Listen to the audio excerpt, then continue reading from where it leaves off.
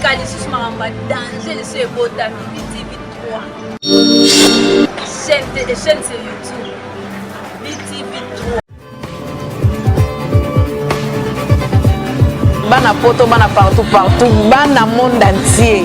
Balobi site munene. BTV3.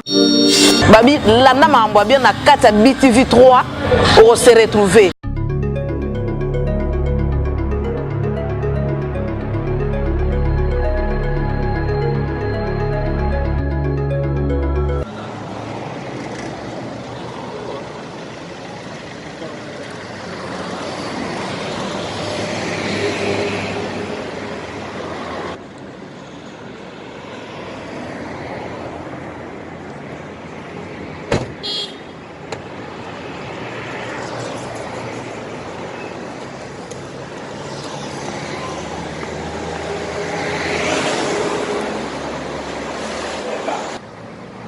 Moko ya mundele shira moto salanga pena bambon s'il te plaît parce que ça vient sorry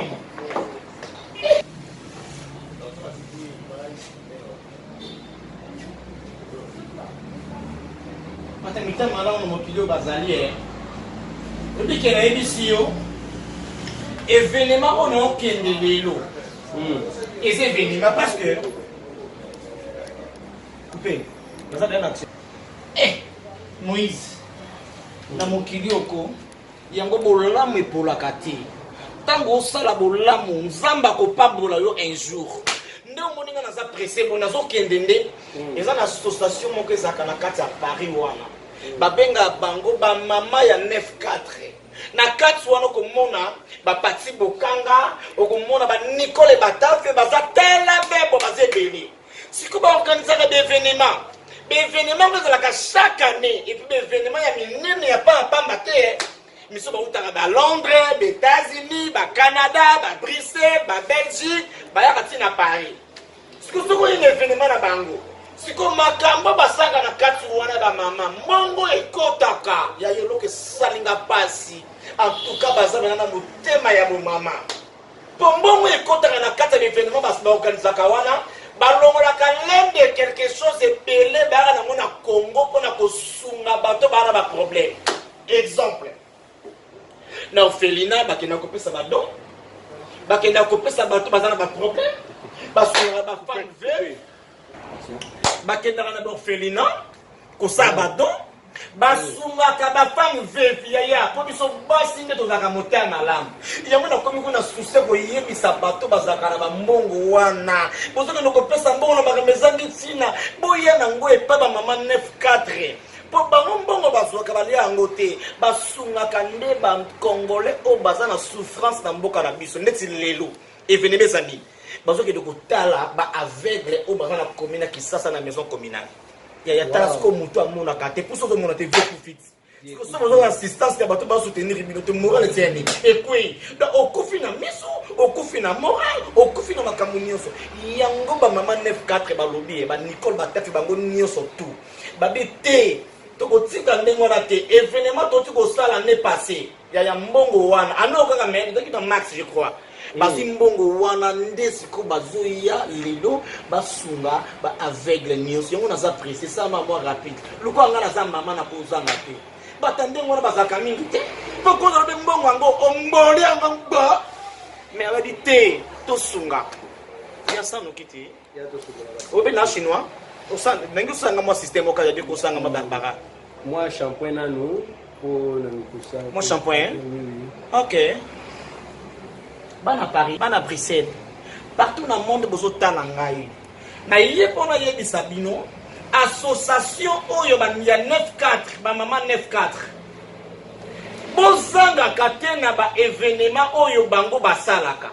Parce que ceux qui ont commis bien na yo yé ko assister na événement, mbongo na yo kendaka inapexité et sungaka ba congolais o bazana ba problème na mboka na biso. Yango na yebisi na ba mécène. Wana mbongo mais kwa ni motema bi makasi de ko motema lingundu loka mutana lingundu bipwani yaya ngo de ko pasuka ezali wa wana mbongo me sunga bato bazosunga baza na pasi bazolela yo ozolia masanga na bisengo pourtant bezata nango mbongo na yo mais kota na vision ya bamama 9-4 yango bamama 9-4 boya kaka kano Céline Kardashian bisuba. Bonjour et merci à vous tous qui êtes branchés à cet moment pour suivre cet élément. Comme vous l'avez remarqué, ici nous sommes au centre des aveugles, là où les aveugles apprennent l'informatique. C'est les centres Voir avec les cœurs. Nous sommes venus accompagner l'association 9-4 qui dirige Madame Nicole Batafé de Paris. Et puis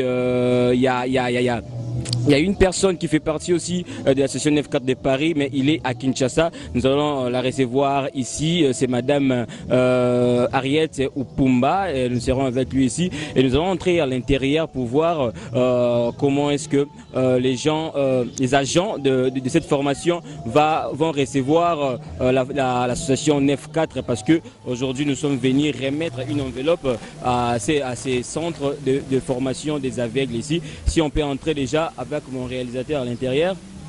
Voilà, on peut entrer déjà.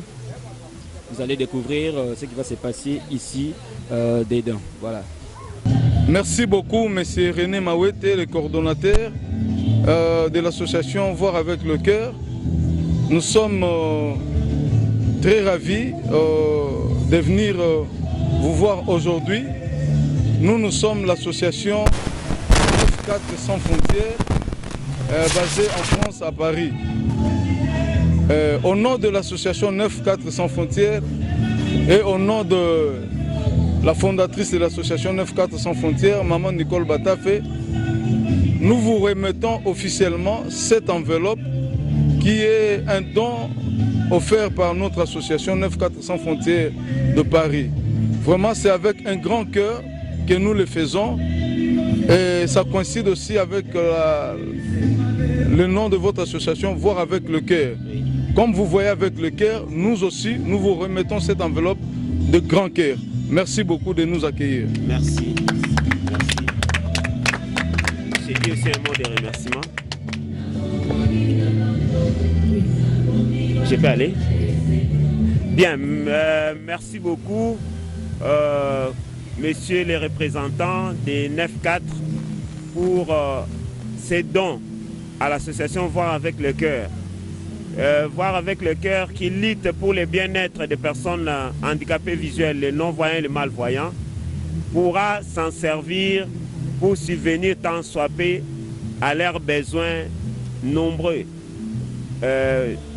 par rapport à la situation sociale de nos membres. Merci d'avoir pensé à nous et que Dieu vous bénisse. Merci.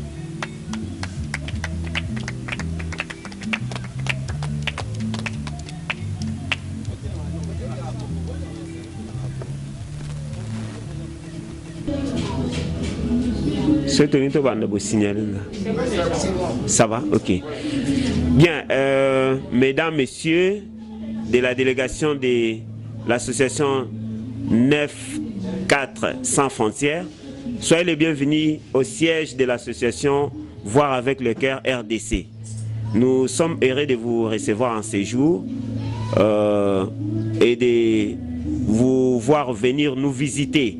Vous voyez notre siège, vous verrez nos activités tout à l'heure, notamment pour la formation en informatique adaptée que nous donnons aux jeunes non-voyants de Kinshasa. Alors nous sommes là, je suis M. René Mawete Ndongala, le coordonnateur principal de Voir avec le cœur. Je suis avec Mme Grace, qui est notre secrétaire, et M. Flavien Makaya, notre chargé de communication. Et là, dans l'autre pièce, vous verrez nos membres qui sont en train de travailler pour leurs travaux pratiques. Le reste, nous pourrions nous entretenir pour vous dire davantage concernant notre association. Mais comme nous l'avons dit, en tout cas, soyez les bienvenus et merci pour votre visite. Nous vous remercions. Voilà. De Voir avec le cœur grâce à Mourir. Nous sommes émus de vous voir chez nous parce que autrefois nous pensions que nous étions délaissés, abandonnés.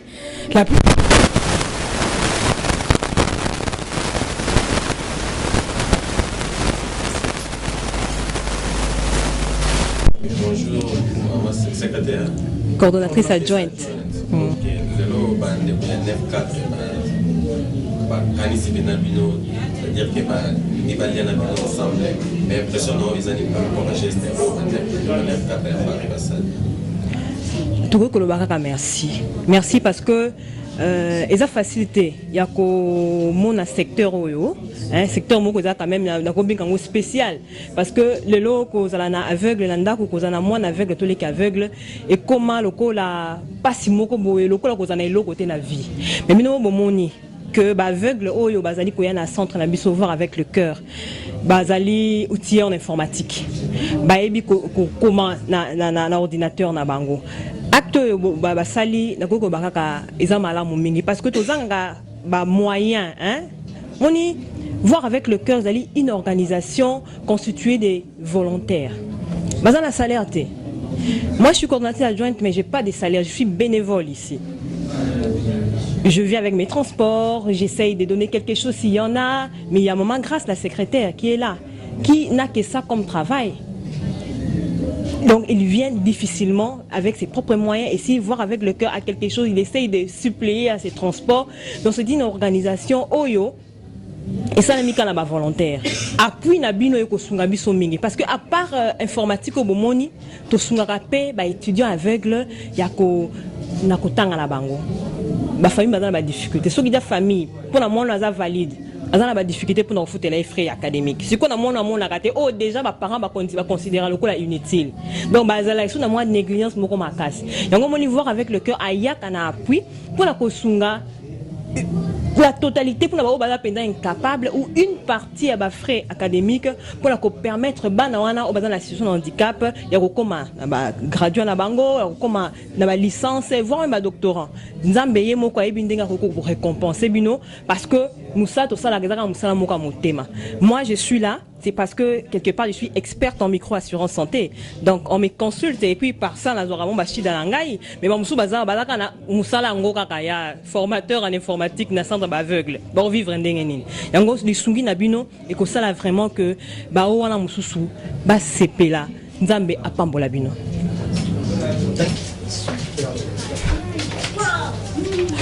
Voilà, nous avons l'un des étudiants ici à la formation de l'informatique. Il va essayer un peu de démontrer de quoi est-ce qu'il est capable parce qu'il est ici à la formation depuis plusieurs temps. Je ne sais pas s'il a commencé quand, mais il va essayer un peu de démontrer ce qu'il connaît par rapport à l'informatique. Bonjour monsieur. Bonjour. Moi si je suis Mpungo, toi c'est qui? Et je réponds au nom de Israël Kabongo. Israël Kabongo, nous sommes ici pour voir comment est-ce que vous améliorez votre formation et est-ce que vous pouvez démontrer de quoi est-ce que vous êtes capable à l'informatique. Oui, donc comme nous venons de le faire tout à l'heure, on peut faire la saisie, on peut faire pas mal de choses à l'ordinateur. Quand nous sommes arrivés ici au centre, je pense que c'était en 2012, et c'était grâce à un frère congolais vivant en diaspora, le président de cette association. C'est lui qui avait vu ce qui s'est passé là-bas. Il s'est dit non, au Congo nous pouvons aussi apporter cette innovation. Alors il a amené des machines, il a cherché des informaticiens qui pouvaient nous apprendre et nous avons appris et je suis de la première promotion de ces centres d'informatique. Alors ce que j'ai appris dans l'informatique à travers de ces centres, ça m'a permis de faire pas mal de mes travaux scientifiques moi-même seul, sans pour autant recourir à l'intervention d'une autre personne. Par exemple, quand j'étais encore en 6e année, en année terminale pour le bac, je fais les rapports des stages. Les rapports de mon stage, moi-même seul, je fais la saisie et autre chose et le traitement des textes avec mon ordinateur à travers cette formation que j'avais apprise dans ces centres. Alors quand j'ai fini, je suis allé à l'université. Je fais les études de droit. Alors vous savez, chez nous, on a trop de syllabes, parfois volumineux. Alors à l'aide de l'ordinateur, avec la connaissance que j'ai apprise ici, ça me permet de consulter même mes syllabes en format électronique à travers l'ordinateur grâce à cette formation. Donc nous leur disons vraiment merci. Nous exprimons vraiment notre gratitude à leur endroit. Ouais. Voilà, est-ce qu'on peut voir déjà? On va stopper puisqu'on va répondre. Ouais. Voilà, au début, je vous ai annoncé que nous avons l'une des personnes pour nous faire partir dans l'association 94 à Paris, à Kinshasa, c'est maman Ariette, pour ce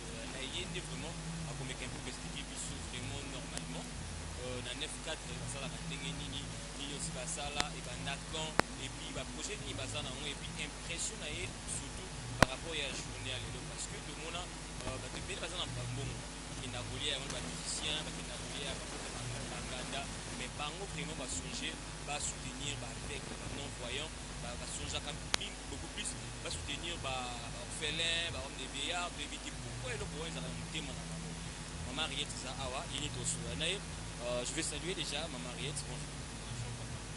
Je suis Kungaza na plaisir mingi dans mon abino lelo na cadre ya descente il y a visite il y a association il y a voir avec le cœur au bout pour soutenir lelo mais mingi ngai ba pourquoi est-ce que je suis volontaire wana soutenir avec tout le monde a été payé bazana ba mbongo balinga ba boka bango ba laisser ba musicien ba ça n'importe quoi mais bino bolingi vraiment pour soutenir ba musicien idée wana utaki wa puissance wana biso association na biso 94 bientôt tokokisa 10 ans dans 2 ans idée wana elek biso tomonaka baveugle comme si banégligeaka bango bapansaka na bamakambo mosusu baveya babelebele biso ntango tosalaki réunion na biso ya suka oyo ezalaki ke toede baveugle c'est pour cela toye po toede baveugle esuki wana te 94 toyedaka ebele toyeda mwasi mo akufela bana na mai na kin awa toyedaka bato ebele bato maladi totinda mbongo toyedaka bato mingi epuis tosuka kaka na baveugle te tocontinue toujours kaka koyede ya 94 association na biso eza ya makasi na kati ya paris motu mobimba so otuni association 94 ya nicole batafe bakolakisa o numero makambo tu donc association na biso eza bit nango liboso mpona koyede bato yango tosala association wana.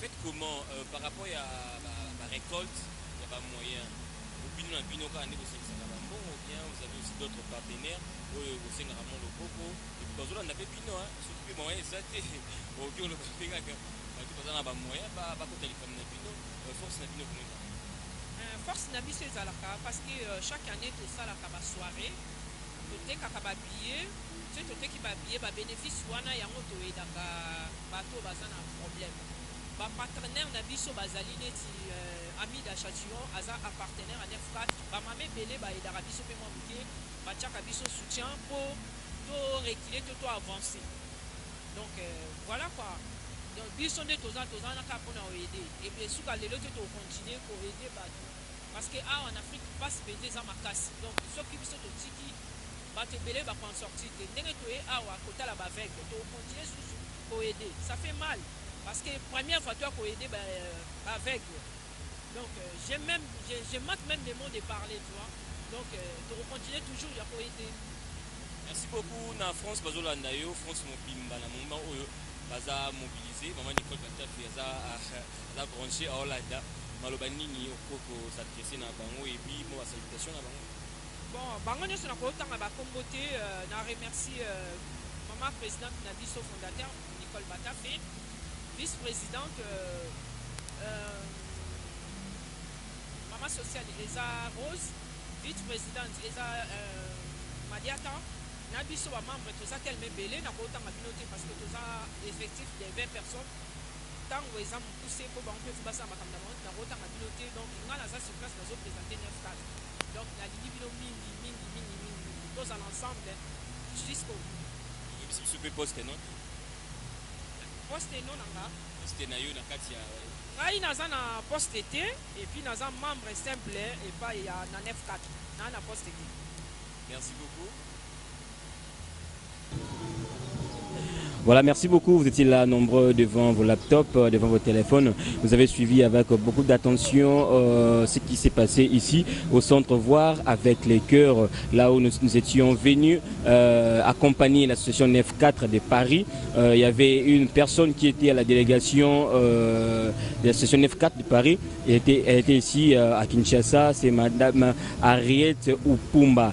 Ils ont remis l'enveloppe au personnel qui travaille ici au centre Voir avec les cœurs. Bon, mon ibino, quand moi je tiens à remercier Mania sur 9-4 Balobi, il faut que vous ayez un thème qui est beau maman. Même la Bible elle dit, hein, dans mon la Bible lobby, verset biblique dans mon tout mais moi mon kezali, moi si mon côté habite à Dorcas, na kati ya Bible, abane ko sala misala malamu, abane ko pesa, abane ko tonga bilamba pour na ba veuve, pour na ba orphelin, même ko leur kufa qui nzambe a récompensé qui tant ba mamba lela ki na bilamba la maboko ba qui et pas ya maman wana nzambe azongisa ki suna bomo. C'est pareil aussi avec vous, vous nous suivez de partout à travers vos téléphones, vous en avez moyen.